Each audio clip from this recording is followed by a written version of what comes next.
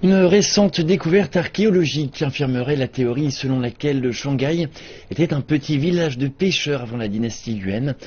Après 6 ans de fouilles sur le site de Qinglong dans le district de Qingpu de Shanghai, les archéologues viennent de mettre au jour des éléments prouvant que Shanghai était un port d'échange majeur sur la route maritime de la soie. Ces éléments ont plus de 1000 ans et remontent à la dynastie Tang. Tout de suite, plus de précisions. Il existait déjà des écrits selon lesquels Qinlongjian, ou le village du Dragon Noir, était un port commercial majeur durant les dynasties Tang et Song. Mais jusqu'à présent, aucune preuve archéologique n'avait vérifié cette théorie. Depuis 2010, des archéologues effectuent des fouilles dans les ruines du village de Qinglong. L'année dernière, les vestiges d'une pagode datant de la dynastie Song du Nord ont été découverts. À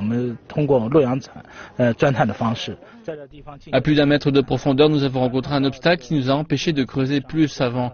Donc nous avons établi un fossé et avons trouvé des briques portant l'inscription « Vers la pagode ». Les archéologues ont cherché plusieurs récits historiques au sujet de la région et ont ainsi découvert plusieurs mentions du temple de Longping.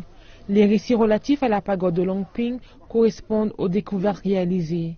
Une excavation plus poussée a permis de mettre au jour une base octagonale et un couloir s'enroulant autour d'une tour.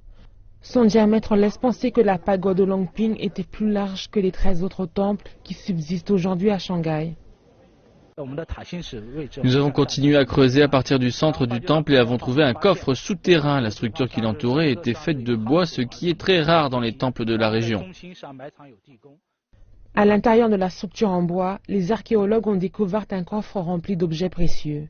Parmi les trésors extraits du coffre se trouvaient 10 000 pièces datant de la dynastie Tang et Song, ainsi que 2 boîtes à 4 étages.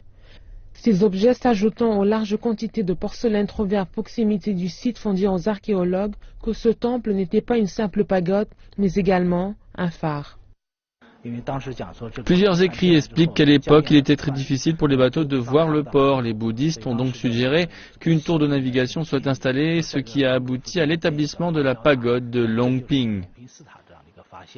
Les précédentes trouvailles étaient constituées pour leur majeure partie de porcelaine issue des forts du Fujian, du Zhejiang et du Jiangxi. Ces porcelaines sont très similaires à celles trouvées dans les péninsules coréennes et au Japon à la même période, ce qui fait dire aux experts que cette cargaison précieuse transitait par le port de Qinglong avant d'être vendue en Corée ou au Japon. Le site de fouilles était sans doute un entrepôt de marchandises sur cette route commerciale. Les archéologues en ont déduit que le site correspondait bien à la description du village de Qinglong, baptisé ainsi sous le règne de l'empereur Qianbao de la dynastie des Tang. Ce village a été florissant sous les dynasties Tang et des Song, avant d'être oublié de l'histoire durant la dynastie des Yuan, qui a vu la modification du tracé des routes maritimes.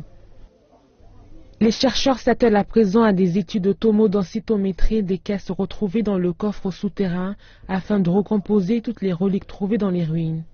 Une exposition présentant toutes ces découvertes faites dans les ruines de Qinglong ouvrira ses portes au musée de Shanghai au mois de mars.